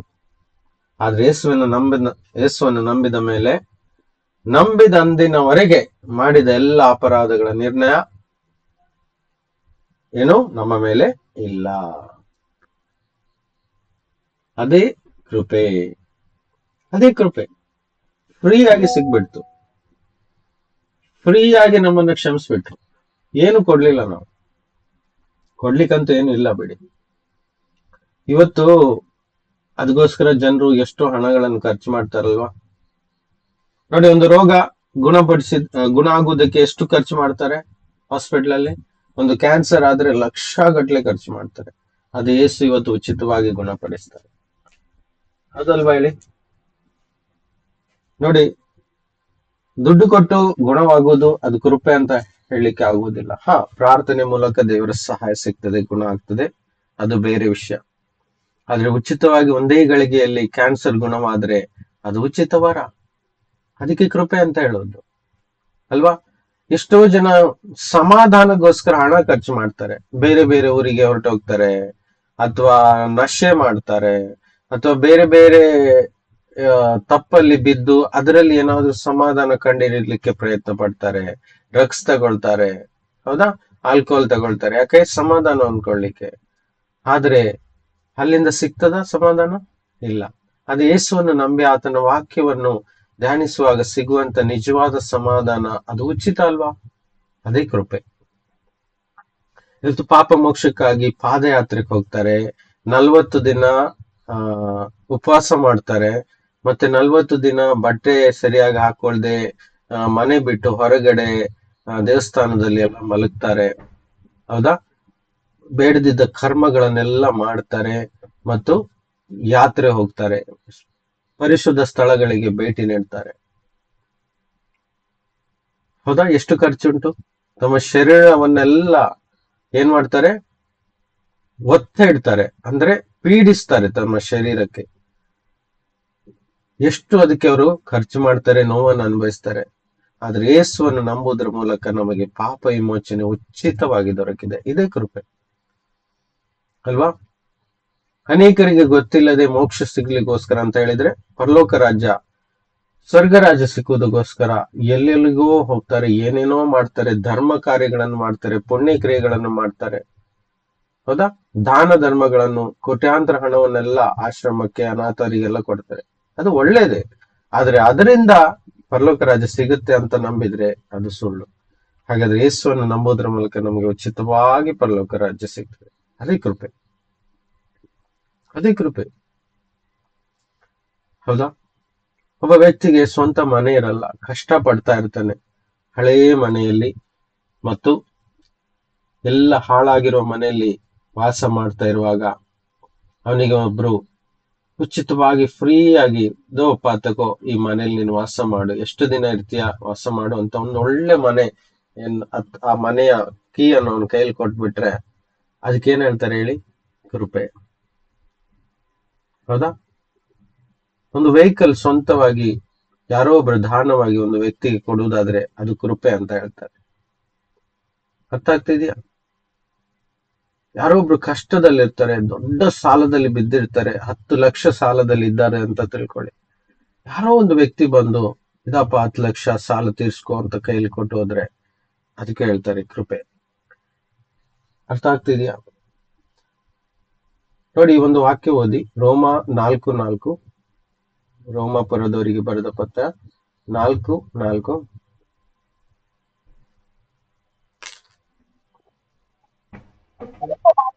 ಬರುವ ಕೂಲಿಯು ದಯದಿಂದ ದೊರಕುವಂತದ್ದೆಂದು ಎಣಿಕೆಯಾಗುವುದಿಲ್ಲ, ಅದು ಸಲ್ಲತಕ್ಕದ್ದೇ ಎಂದು ಎಣಿಕೆಯಾಗುವುದು. ಆಮೇನ್. ಕೆಲಸ ಮಾಡಿದವನಿಗೆ ಬರುವ ಕೂಲಿ ಅದು ಕೃಪೆಯಿಂದ ಅಲ್ಲ, ಅದು ದಯೆಯಿಂದ ಅಲ್ಲ, ಹೌದಾ. ಕರುಣೆಯಿಂದ ಸಿಗುವುದಿಲ್ಲ ಅದು. ಯಾರು ಕೆಲ್ಸಕ್ಕೆ ಹೋದ್ರೆ ಅವನಿಗೆ ಡೈಲಿ ಸಂಬಳ, ಅಥವಾ ಯಾರಾದ್ರೂ ಜಾಬಿಗೆ ಹೋಗ್ತಾರೆ, ಮಂತ್ಲಿ ಸ್ಯಾಲ್ರಿ ಸಿಗ್ತದೆ, ಅದಕ್ಕೆ ಕರುಣೆ ಅಂತ ಹೇಳ್ಬೋದಾ? ದಯೆ ಅಂತ ಹೇಳ್ತಾರೆ ಅದಕ್ಕೆ? ಅಲ್ಲ, ಅದು ಅವನ್ ಕೆಲಸ ಮಾಡಿದಕ್ಕೆ ಸಿಗುವಂತ ಸ್ಯಾಲ್ರಿ, ಅರ್ಥ ಆಗ್ತಿದೆಯಲ್ಲ? ಅವನಿಗೆ ಸಲ್ಲಬೇಕಾಗಿದೆ, ಯಾಕಂದ್ರೆ ಅವನು ಕೆಲಸ ಮಾಡಿದ್ದಾನೆ. ಅದೇ ಒಂದ್ ತಿಂಗಳ ಕೆಲಸ ಹೋಗಿಲ್ಲ, ಫ್ರೀ ಆಗಿ ಸಂಬಳ ಕೊಡ್ತಾ ಇದ್ದಾರೆ ಅಂದ್ರೆ ಅದು ಗ್ರೇಸ್. ಅದು ಗ್ರೇಸ್. ಉದಾಹರಣೆಗೆ, ಕೆಲವೊಂದು ಕಂಪನಿಯಲ್ಲಿ ಕೆಲಸ ಮಾಡುವವರಿಗೆ ಸಡನ್ ಆಗಿ ಯಾರಾದ್ರೂ ಲೇಡೀಸ್ ಗಳಿದ್ರೆ, ಅವರು ಪ್ರೆಗ್ನೆಂಟ್ ಆದ್ರೆ, ಪ್ರೆಗ್ನೆನ್ಸಿಯಲ್ಲಿ ಇಷ್ಟಿಷ್ಟು ತಿಂಗಳು ಮನೇಲಿ ಇರ್ಬೇಕಾಗತ್ತೆ, ಅವ್ರಿಗೆ ಕೆಲ್ಸಕ್ಕೆ ಹೋಗ್ಲಿಕ್ಕೆ ಆಗುದಿಲ್ಲ. ಕೆಲವು ಕಂಪನಿಗಳು ಒಳ್ಳೆ ದಯೆ ತೋರಿಸ್ತದೆ, ಹೌದಾ? 3 ತಿಂಗಳು ಅಥವಾ 9 ತಿಂಗಳು, ವಾಟ್ ಎವರ್, 6 ತಿಂಗಳು 7 ತಿಂಗಳು ಅವರಿಗೆ ಫ್ರೀ ಆಗಿ ಸಂಬಳ ಕೊಡ್ತಾನೆ ಇರ್ತಾರೆ. ಅದಕ್ಕೆ ಹೇಳ್ತಾರೆ ಗ್ರೇಸ್, ಕೃಪೆ. ಅಂದ್ರೆ ಉಚಿತವಾಗಿ ಸಿಗುವಂತದ್ದಕ್ಕೆ ಕೃಪೆ ಎಂದು ಅರ್ಥ. ದೇವರು ನಮಗೆ ಕೊಟ್ಟದ್ದು ಪಾಪ ಕ್ಷಮೆ, ಪರಲೋಕ ರಾಜ್ಯ, ಹೌದಾ, ರೋಗ ಸೌಖ್ಯ, ಸಮಾಧಾನ, ಮತ್ತೆ ಈ ಲೋಕದ ಎಲ್ಲಾ ಚಿಕ್ಕದು ದೊಡ್ಡದು ಎಲ್ಲಾ ಆಶೀರ್ವಾದಗಳು, ಅದು ಉಚಿತವಾದ ವರ. ಅದಕ್ಕೆ ಹೇಳುದು ಉಚಿತವಾಗಿ ಸಿಗುವುದಕ್ಕೆ ಕೃಪೆ ಅಂತ. ನಾನು ತಿಳ್ಕೊಳ್ತೀನಿ ನಿಮ್ಗೆ ಅರ್ಥ ಆಗ್ತಿದೆ ಅಂತ. ಕೃಪೆ ಅಂದ್ರೆ ಇದು. ಆಮೆನ್. ನಾವು ಎಣಿಸದೆ, ನಮ್ಮ ಆಲೋಚನೆಯಲ್ಲಿ ಊಹಿಸ್ಲಿಕ್ಕೆ ಆಗದೆ ಇರುವಂತ ಸಂಗತಿಗಳು ನಮ್ಮ ಜೀವನದಲ್ಲಿ ನಡೆಯುವಾಗ ಅದಕ್ಕೆ ಅರ್ಥ ಕೃಪೆ ಎಂದು. ಒಂದು ಕೆಲಸ ತುಂಬಾ ಕಠಿಣವಾಗಿರುತ್ತೆ, ಅದನ್ನು ಮಾಡ್ಲಿಕ್ಕೆ ಸ್ಟಾರ್ಟ್ ಮಾಡ್ತೀವಿ, ನಮಗೆ ಗೊತ್ತಿರುತ್ತೆ ಇದು 1 ತಿಂಗಳು 2 ತಿಂಗಳು 3 ತಿಂಗಳು ಹೋಗ್ಬೋದು ಅಂತ ನಾವು ಎಣಿಸ್ಕೊಂಡಿರ್ತೀವಿ. ಆದ್ರೆ ಕೆಲವೇ ದಿನಗಳಲ್ಲಿ ಎಷ್ಟು ಅದ್ಭುತವಾಗಿ ಆ ಕೆಲಸ ಪೂರ್ಣಗೊಂಡಿರುತ್ತೆ ನೋಡಿ. ಅದಕ್ಕೆ ಹೇಳ್ತಾರೆ ಕೃಪೆ. ಅದಕ್ಕೋಸ್ಕರ ದೇವರ ಕೃಪೆಯ ಅಡಿಯಲ್ಲಿ ನಾವು ಏನ್ ಮಾಡ್ಬೇಕು? ಬರಬೇಕು. ಆತನ ಕೃಪೆ ಅಡಿಯಲ್ಲಿ ಬರುವಾಗ ಪ್ರತಿಯೊಂದು ಕೆಲಸಗಳು ಸುಲಭವಾಗಿ ನಡೆಯಲಿಕ್ಕೆ ಆರಂಭವಾಗ್ತದೆ. ಸೊ ಅದಕ್ಕೋಸ್ಕರ ಆತನ ಕೃಪೆಯನ್ನು ಆಶ್ರಯಿಸ್ಕೊಳ್ಬೇಕು. ನಾವು ಕೃಪೆಯನ್ನು ಆಶ್ರಯಿಸ್ಕೊಳ್ಬೇಕು. ನೋಡಿ, ನಮ್ಮ ಸ್ವಂತ ಶಕ್ತಿಯಿಂದ ನಾವು ಎಷ್ಟು ಮಾಡಿದ್ರು ಅದಕ್ಕೊಂದು ಪೂರ್ಣತೆ ಸಿಗಲ್ಲ. ಯಾವಾಗ ದೇವರ ಕೃಪೆ ಅಡಿಯಲ್ಲಿ ನಾವು ಬರ್ತೀವಿ ನೋಡಿ, ಕೆಲಸಗಳು ನಮ್ಮ ಶಕ್ತಿ ಮೀರಿ ಇರ್ತದೆ, ಆದ್ರೆ ಅದು ಸುಲಭವಾಗಿ ಆಗ್ಲಿಕ್ಕೆ ಆರಂಭವಾಗ್ತದೆ. ಅದೇ ನಿಜವಾಗಿ ಕೃಪೆ ಅಂತ ಅರ್ಥ. ಅವಾಗ ಗೊತ್ತಾಗ್ತದೆ ಕೃಪೆ ನಮ್ಮನ್ನು ಫಾಲೋ ಮಾಡ್ತಾ ಇದೆ. Praise the lord. Amen. So ಉಚಿತವಾಗಿ ಸಿಗುವುದಕ್ಕೆ ಕೃಪೆ ಎಂದು ಅರ್ಥ. ಆಮೆನ್. Praise the lord. ಒಂದೇ ಮನುಷ್ಯನ ಮುಖಾಂತರ ಇಡೀ ಲೋಕಕ್ಕೆ ಮರಣ ಬಂತು. ಅದು ಆದಾಮ ಪಾಪ ಮಾಡಿದಕ್ಕೆ ಎಲ್ರಿಗೂ ಪನಿಷ್ಮೆಂಟ್. ಅದೇನಾಗಿತ್ತು? ಅದು ಕೃಪೆನಾ? ಅಲ್ಲ, ಡಿಸ್ಗ್ರೇಸ್ ಅಂತ ಹೇಳ್ಬೋದು. ಕೃಪೆಗೆ ಅಪೋಸಿಟ್ ವರ್ಡ್ ಏನಾದ್ರು ಇದ್ರೆ ಹೇಳಿ. ಒಬ್ಬ ತಪ್ಪು ಮಾಡಿದಕ್ಕೆ ಎಲ್ರಿಗೂ ಹೇಗೆ ಶಿಕ್ಷೆ? ಹೌದಲ್ವಾ? ಯಾರೋ ಒಬ್ರು ತಪ್ಪು ಮಾಡಿದ್ರು, ಅದಕ್ಕೋಸ್ಕರ ಎಲ್ರಿಗೂ ಶಿಕ್ಷೆ ಅಂತೆ. ಕ್ಲಾಸಲ್ಲಿ ಕೆಲವೊಮ್ಮೆ ಟೀಚರ್ಸ್ಗಳು ಜೋರ್ ಮಾಡ್ತಾರೆ, ನಿಜ ಹೇಳಿ ಯಾರು ಮಾಡಿದ್ದು ಅಂತ. ತಪ್ಪು ಕೆಲಸ ಆದಾಗ ಯಾರು ಬಾಯ್ ಬಿಡಲ್ಲ. ಅವಾಗ ಹೇಳ್ತಾರೆ ಟೀಚರ್, ಹೇಳ್ದಿದ್ರೆ ಎಲ್ರಿಗೂ ಪೆಟ್ಟು ಕೊಡ್ತೀನಿ ಅಂತ. ಅವಾಗ ಬಾಯ್ ಬಿಡ್ತಾರೆ ಅಲ್ವಾ? ಸೊ ಒಬ್ಬ ಮಾಡಿದ ತಪ್ಪಿಗೆ ಎಲ್ರು ಪೆಟ್ಟು ತಿನ್ನೋದು ಅದು ಕೃಪೆ ಅಲ್ಲ, ಹೌದಾ? ಸೊ ಒಬ್ಬ ಮನುಷ್ಯ ತಪ್ಪು ಮಾಡಿದಕ್ಕೆ ಇಡೀ ಜಗತ್ತಿಗೆ ಶಿಕ್ಷೆ ಉಂಟಾಯ್ತು, ಶಾಪ ಉಂಟಾಯ್ತು, ಹೌದಾ? ಶಾಪದಲ್ಲಿ ಜೀವಿಸ್ತಾ ಇದೆ ಈ ಲೋಕ. ನಮ್ಮ ಜೀವನದಲ್ಲಿ ಇವತ್ತು ಕಷ್ಟ, ದುಃಖ, ಮರಣ, ನೋವು, ಬರಗಾಲ, ಬಡತನ, ದರಿದ್ರತನ ಮತ್ತು ರೋಗಗಳು ಬಂದಿದ್ದಕ್ಕೆ ಕಾರಣನೇ ಒಬ್ಬ ಮನುಷ್ಯನು ಮಾಡಿದ ಪಾಪದ ನಿಮಿತ್ತ. ಅದು ಆದಾಮ. ಆದ್ರೆ ದೇವರ ಮಹಾಕರುಣೆ ಏನು ಅಂತ ಹೇಳಿದ್ರೆ, ಅದೇ ತರ ಇನ್ನೊಂದು ಆದಾಮನನ್ನು ದೇವರು ಕಳಿಸ್ಕೊಟ್ರು. ಆತನ ಹೆಸರೇ ಯೇಸು. ಯೇಸು ಕ್ರಿಸ್ತನ್ ಏನ್ ಮಾಡಿದ್ರು? ಪಾಪವನ್ನು ತನ್ನ ಮೇಲೆ ಹಾಕೊಂಡು, ಅವರು ಪಾಪ ಮಾಡ್ಲೇ ಇಲ್ಲ, ಆದ್ರೂ ಪರರ ಪಾಪಗಳನ್ನು ಅಂತ ಹೇಳಿದ್ರೆ ಇಡೀ ಲೋಕದ ಪಾಪಗಳನ್ನು ತನ್ನ ಮೇಲೆ ಹಾಕೊಂಡು ತಾನು ಅಪರಾಧಿಯಾಗಿ, ಅಪರಾಧ ಮಾಡಿಲ್ಲ ಆದ್ರೂ ಅಪರಾಧಿಯಾಗಿ ತಾನು ಬಲಿಯಾದನು, ಮರಣಕ್ಕೆ ಒಪ್ಪಿಸಿಕೊಟ್ಟನು. ಸೊ ಆತನ ಮೂಲಕವಾಗಿ ಇಡೀ ಲೋಕಕ್ಕೆ ಪುನಃ ಏನ್ ಬಂತು? ಕೃಪೆ ಸಿಕ್ತು. ಎಂತ ಕೃಪೆ? ಎಂತ ಕೃಪೆ? ಜಸ್ಟ್ ಯೇಸುವನ್ನು ಸ್ವಂತ ರಕ್ಷಕನು, ಒಡೆಯನು ಅಂತ ನಂಬಿದ್ರೆ ಆತನ ಮೂಲಕವಾಗಿ ದೇವರ ಸರ್ವ ಆಶೀರ್ವಾದಗಳು ಆ ವ್ಯಕ್ತಿ ಜೀವನದಲ್ಲಿ ಸಿಗ್ತದೆ. ನಿತ್ಯ ಸಮಾಧಾನ, ನಿತ್ಯ ರಾಜ್ಯ, ನಿತ್ಯ ಜೀವನ, ರೋಗ ಸೌಖ್ಯ, ಅವನ ಜೀವನದಲ್ಲಿ ಬೇಕಾದಂತ ನೆಮ್ಮದಿ, ಕುಟುಂಬ ಎಲ್ಲವೂ ಕ್ರಿಸ್ತನ ಮೂಲಕ ಸಿಗ್ತದೆ. Price lord. ಇವಾಗ ಜಸ್ಟ್ ಆಡ್ತಾ ಇದ್ವಿ ನಾವು. ಅಬ್ರಾಹ್ಮನ ಆಶೀರ್ವಾದಗಳು ಇವತ್ತು ಕ್ರಿಸ್ತ ಯೇಸುವಿನ ಮುಖಾಂತರ ಸಿಗ್ತದೆ. ಹೌದಾ?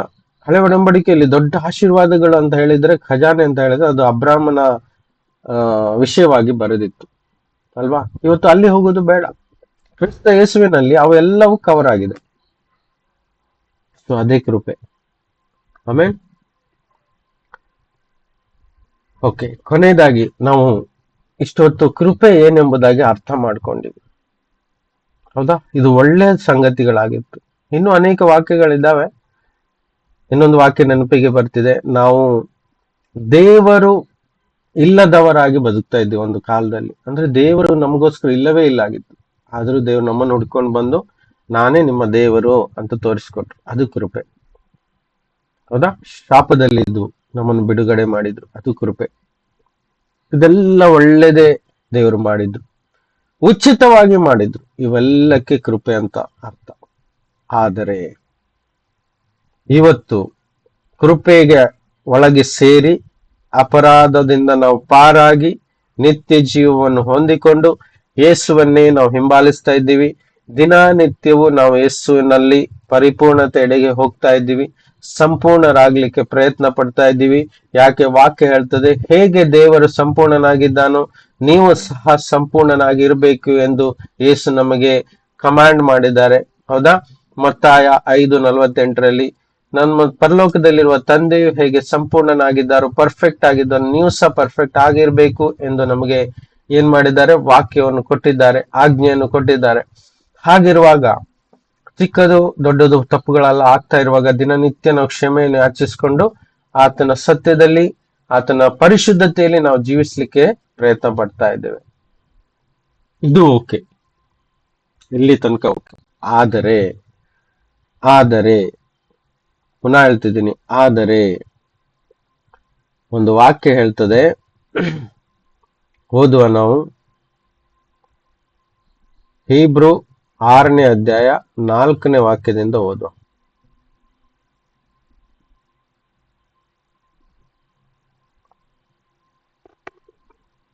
ಹೀಬ್ರೂ 6:4-5-6.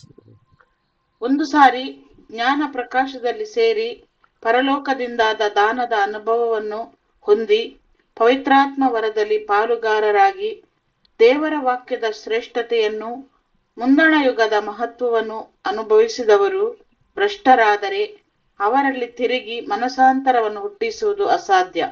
ಯಾಕಂದರೆ ಅವರು ತಮ್ಮ ಪಾಲಿಗೆ ದೇವರ ಮಗನನ್ನು ಪುನಃ ಶಿಲುಬೆಗೆ ಹಾಕುವವರು, ಆತನನ್ನು ಎಲ್ಲರ ಮುಂದೆ ಅವಮಾನ ಪಡಿಸುವವರು ಆಗಿದ್ದಾರೆ. ಆಮೇನ್.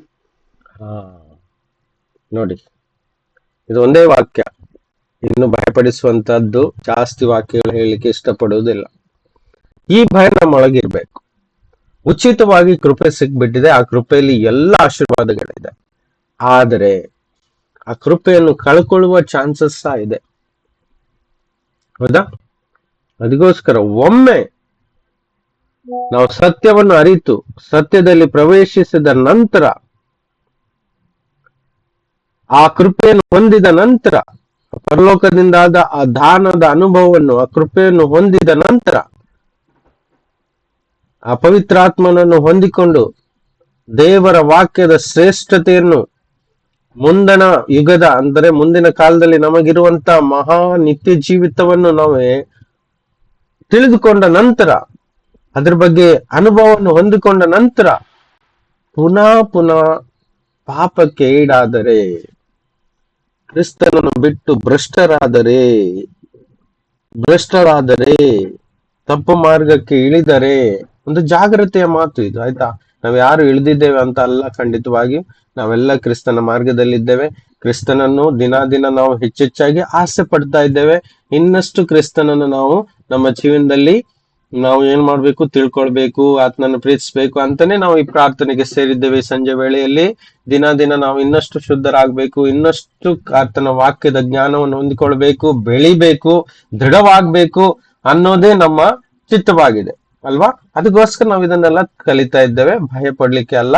ಆದ್ರೆ ಈ ವಾಕ್ಯ ಹೇಳ್ತಾ ಇದೆ, ನಮ್ಮ ಎಚ್ಚರಿಕೆಗೋಸ್ಕರ ಪುನಃ ನಾವು ಕ್ರಿಸ್ತನ ಈ ಕೃಪೆಯನ್ನು ಅನುಭವಿಸಿ ಸತ್ಯವನ್ನು ತಿಳಿದು ಪುನಃ ಪುನಃ ಪಾಪದ ಮಾರ್ಗಕ್ಕೆ ಎಳಿದರೆ, ಭ್ರಷ್ಟರಾದರೆ ಅವರಲ್ಲಿ ತಿರುಗಿ ಮಾನಸಾಂತರವನ್ನು ಹುಟ್ಟಿಸುವುದು ಅಸಾಧ್ಯವಂತೆ. ನೋಡಿ, this is the danger point. ಯಾಕೆ ಅಂತ ಹೇಳಿದ್ರೆ, ಪುನಃ ಅವರು ರಕ್ಷಣೆ ಹೊಂದಲಿಕ್ಕೆ ಕಷ್ಟ ಅಂತೆ, ಅಸಾಧ್ಯ ಅಂತೆ. It's very difficult. ಯಾಕೆಂದ್ರೆ ಪುನಃ ಪುನಃ ತಪ್ಪುಗಳು ನಡೆಯುವಾಗ ಅವರ ಪಾಲಿಗೆ ದೇವರ ಮಗನಾದಂತ ಯೇಸುವನ್ನು ಪುನಃ ಶಿಲುಬೆಗೆ ಹಾಕುತ್ತಾರಂತೆ ಮತ್ತು ಎಲ್ಲರ ಮುಂದೆ ಅವಮಾನ ಪಡಿಸುವವರು ಸಾಗಿದ್ದಾರೆ. ಅಂದ್ರೆ ಒಮ್ಮೆ ಕೃಪೆಯನ್ನು ಹೊಂದಿ ರಕ್ಷಣೆಗೆ ಒಳಪಟ್ಟಂತ ಕ್ರೈಸ್ತರು ಪುನಃ ಲೋಕದ ಮುಂದೆ ಪಾಪಗಳನ್ನು ಮಾಡಿ ಲೋಕವು ನೋಡುವಾಗ ಯೇಸು ಕ್ರಿಸ್ತನನ್ನು ಅವಮಾನ ಪಡಿಸ್ತಾರೆ ಮತ್ತು ಯೇಸು ಕ್ರಿಸ್ತನನ್ನು ಪುನಃ ಪುನಃ ಶಿಲುಬೆಗೆ ಹಾಕುತ್ತಾರೆ ಎಂದು ಇದರ ಅರ್ಥ. ಗೊತ್ತಾಗ್ತಿದೆಯಲ್ವಾ? ಅಷ್ಟೇ ಅಲ್ಲ, ಸಿಕ್ಕಿದಂತ ರಕ್ಷಣೆಯನ್ನು ಪುನಃ ಕಳ್ಕೊಳ್ಳಿಕ್ಕೆ ಚಾನ್ಸಸ್ ಇದೆ. ಅದಕ್ಕೆ ಬೇಕಾದಷ್ಟು ವಾಕ್ಯ ಇದೆ, ಅದ್ರ ಬಗ್ಗೆ ನಾನು ಜಾಸ್ತಿ ಹೇಳಲಿಕ್ಕೆ ಹೋಗುದಿಲ್ಲ. ಜಾಗ್ರತೆಗೋಸ್ಕರ ಈ ವಾಕ್ಯವನ್ನು ನಮ್ಮ ಮನದಲ್ಲಿ ಇಡಬೇಕು. ಅರ್ಥ ಆಗ್ತಿದೆಯಲ್ವಾ? ಆದ್ರೆ ಇವತ್ತು ಕಲಿತಂತ ಕೃಪೆ ಎಷ್ಟು ಮಟ್ಟಿಗೆ ಅದು ಅದ್ಭುತವಾಗಿದೆ, ಅದು ಉಚಿತವಾಗಿದೆ, ಅದು ಅಪಾರವಾದಂತ, ಅತಿಶಯವಾದಂತ, ಹೆಚ್ಚೆಚ್ಚಾಗಿ ತುಂಬಿ ತುಳುಕುವಂತದ್ದಾಗಿದೆ ಕರ್ತನ ಕೃಪೆ. ನಾವು ಅದರ ಅಡಿಯಲ್ಲಿದ್ದು ಅದನ್ನು ದಿನಾಲು ನೆನೆಸುತ್ತಾ ಕರ್ತನಿಗೆ ಕೃತಜ್ಞತೆ ಉಳ್ಳವರಾಗಬೇಕು. ಸೊ ಅದಕ್ಕೋಸ್ಕರ ವ್ಯಥೆ ಪಡದೆ ಆಲ್ರೆಡಿ ದೇವರು ಏನು ಮಾಡಿದ್ದಾರೆ ನಮ್ಮ ಜೀವನದಲ್ಲಿ ಎಂದು ನೆನೆಸಿ ನಾವು ಕೃತಜ್ಞತೆಯನ್ನು ಸಲ್ಲಿಸ್ತಾ ಇರುವ, ಏನು ಇನ್ನು ನಮ್ಮ ಜೀವನದಲ್ಲಿ ಆಗ್ಲಿಲ್ವೋ ಅದನ್ನು ದೇವರು ಖಂಡಿತವಾಗಿ ಮಾಡ್ತಾರೆ ಅಂತ ನಂಬಿಕೊಂಡು ನಾವು ಮುಂದಿನ ಹೆಜ್ಜೆಗಳನ್ನು ಇಡುತ್ತಾ ಮುಂದೆ ಸಾಗ್ತಾ ಇರೋಣ. ಆಮೇಲೆ ಖಂಡಿತವಾಗಿ ದೇವರು ನಮ್ಮನ್ನು ಕೊನೆಯವರೆಗೂ ಬಿಟ್ಕೊಡುವುದೇ ಇಲ್ಲ. ನಮ್ಮನ್ನು ಮರಣದಿಂದ, ಅಪರಾಧಗಳ ದೆಸೆಯಿಂದ ಕಾಪಾಡಿದ್ದಾದ್ರೆ ಈ ಭೂಮಿಯ ಚಿಕ್ಕ ಪುಟ್ಟ ಅವಶ್ಯಕತೆಗಳನ್ನು ಖಂಡಿತವಾಗಿ ನೀಗಿಸ್ತಾರೆ. ಡೌಟ್ ಉಂಟಾ? ಯಾರಿಗಾದ್ರೂ ಸಂದೇಹ ಉಂಟಾ? ಮರಣದಿಂದನೇ ಬದುಕಿಸಿದ್ದಾರೆ, ಅದನ್ನ ನಮಗೆ ದಿನದ ತುತ್ತು ಕೊಡಲ್ವಾ? ಅವಶ್ಯಕತೆಗಳನ್ನು ಕೊಡಲ್ವಾ? ಖಂಡಿತವಾಗಿ ಕೊಡ್ತಾರಲ್ವಾ? ನಂಬಿದವರೆಲ್ಲರೂ ಆಮೇನ್ ಅಂತ ಹೇಳಿ.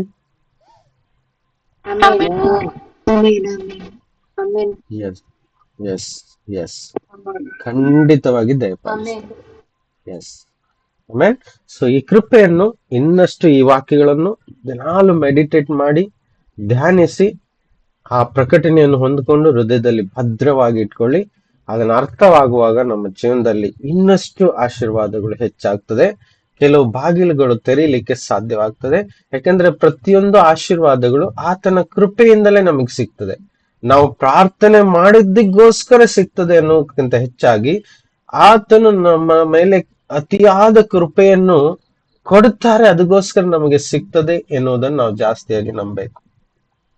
ಅರ್ಥ ಆಗ್ತಿದೆಯಾ? ನಾನು ಪ್ರಾರ್ಥನೆ ಮಾಡಿದಕ್ಕೋಸ್ಕರ ನನಗೆ ದೇವರು ಕೊಟ್ರು ಅನ್ನೋದಾದ್ರೆ ಅದು ಪುನಃ ಅಹಂಕಾರವಾಗ್ತದೆ. ಅರ್ಥ ಆಗ್ತಿದೆಯಲ್ವಾ? ನಾವು ತಗ್ಗಿಕೊಂಡು ಅಪ್ಪ ನಿನ್ ಚಿತ್ತ ನನ್ನ ಜೀವನದಲ್ಲಿ ನೆರವೇರಿಸು ಅಂತ ಪ್ರಾರ್ಥಿಸುವಾಗ ಖಂಡಿತವಾಗಿ ಅದು ನೆರವೇರ್ತದೆ. ಅದಕ್ಕೆ ಏಸಪ್ಪ ನಮಗೆ ಈ ಪ್ರಾರ್ಥನೆ ಕಲಿಸ್ಕೊಟ್ಟಿದ್ವಿ, ನಿನ್ನ ಚಿತ್ತ ಪರಲೋಕದಲ್ಲಿ ನೆರವೇರೋ ಪ್ರಕಾರ ನನ್ನ ಜೀವನದಲ್ಲಿ ನೆರವೇರ್ಲಿ ಸ್ವಾಮಿ. ಇದೇ ಅಲ್ವಾ ಕಲಿಸ್ಕೊಟ್ಟಿದ್ದು? ಅದೇ ರೀತಿ ಅದೇ ವಾಕ್ಯದ ಹತ್ತಿರದಲ್ಲಿ ಬೇರೆ ಮಾತನ್ನು ಸಹ ಹೇಳಿದ್ದಾರೆ. ಪ್ರಾರ್ಥನೆ ಮಾಡುವಾಗ ಅನ್ಯರ ತರ ಪದೇ ಪದೇ ಕೇಳಿದನ್ನೇ ಕೇಳ್ತಾ ಇರ್ಬೇಡಿ. ಹೌದಾ? ನಿಮ್ಗೆ ಏನೇನ್ ಬೇಕು ಅಂತ ಪರಲೋಕದ ತಂದೆಗೆ ಮೊದಲೇ ತಿಳಿದಿದೆ. ಹೌದಾ? ನಾವು ಯೋಚಿಸುವುದಕ್ಕಿಂತ, ಹೌದಾ, ನಾವು ಊಹಿಸುವುದಕ್ಕಿಂತ ಹೆಚ್ಚಾಗಿ ಆತನಿಗೆ ತಿಳಿದಿದೆ ನಮ್ಗೆ ಏನೇನ್ ಕೊಡ್ಬೇಕು ಅಂತ. ನಾವು ಮಾಡೋದೇನು? ದಿನಾಲು ತಂದೆಗೆ ಸ್ತೋತ್ರ ಹೇಳ್ಬೇಕು. ಯಾತಕ್ಕಾಗಿ? ಆತನು ಆಲ್ರೆಡಿ ನಮ್ಗೆ ಕೃಪೆಯನ್ನು ಕೊಟ್ಟಿದ್ದಾರೆ, ನಿತ್ಯ ಜೀವನ ಕೊಟ್ಟಿದ್ದಾರೆ. ಸ್ತೋತ್ರ. ರಕ್ತಕ್ಕಾಗಿ ಸ್ತೋತ್ರ, ಪಾಪ ಕ್ಷಮೆಗಾಗಿ ಸ್ತೋತ್ರ, ಹಿಂದಿನ ದಿನಕ್ಕಾಗಿ ಸ್ತೋತ್ರ, ಇದ್ದಂತ ಒಳ್ಳೆ ಆರೋಗ್ಯಕ್ಕಾಗಿ ಸ್ತೋತ್ರ, ಕುಟುಂಬಕ್ಕಾಗಿ ಸ್ತೋತ್ರ, ಇವತ್ತಿನ ರೊಟ್ಟಿ ಇದ್ದಕ್ಕಾಗಿ ಸ್ತೋತ್ರ, ಕೆಲಸ ಇದ್ದದಕ್ಕಾಗಿ ಸ್ತೋತ್ರ, ಇವತ್ತಿನ ಹಣ ನಮ್ಮ ಕೈಯಲ್ಲಿ ಇದ್ದದಕ್ಕಾಗಿ ಸ್ತೋತ್ರ, ನಮ್ಮ ಸ್ನೇಹಿತರು ನಮ್ಮ ಜೊತೆಲಿ ಇರೋದಕ್ಕಾಗಿ ಸ್ತೋತ್ರ. ಹೌದಾ? ಎಲ್ಲಕ್ಕಿಂತ ಮಿಗಿಲಾಗಿ ಕರ್ತನ ಸತ್ಯ ಜ್ಞಾನ ನಮ್ಗೆ ತಿಳಿಸಿಕೊಟ್ಟಿದ್ದಕ್ಕಾಗಿ ಸ್ತೋತ್ರ. ಈ ಎಲ್ಲ ಉಪಕಾರಗಳನ್ನು ನೆನೆಸಿ ದಿನಾಲು ಸ್ತೋತ್ರ ಸ್ತೋತ್ರ ಸ್ತೋತ್ರ ಅಂತ ಹೇಳುವಾಗ ನಮಗೆ ಏನೇನ್ ಬೇಕು ದೇವ್ರು ದಯಪಾಲಿಸ್ತಾರೆ. ಆಮೇಲೆ ವ್ಯಥೆ ಪಡದೆ ಇರೋಣ, ಚಿಂತೆ ಮಾಡದೇ ಇರೋಣ, ಕೃಪೆಯನ್ನು ನೆನೆಸಿ ದೇವರಿಗೆ ಕೃತಜ್ಞತೆ ಉಳ್ಳವರಾಗಿ ನಾವು ದಿನಾಲು ಸ್ತೋತ್ರವನ್ನು ಮಾಡ್ತಾ ಇರೋಣ. ಆಮೇಲೆ ಈ ವಾಕ್ಯದ ಮೂಲಕ ದೇವರು ನಮ್ಮೆಲ್ಲರನ್ನು ಆಶೀರ್ವದಿಸಲಿ ಎಂದು ಹಾರೈಸ್ತೇನೆ. Amen. God bless you. Amen. Amen.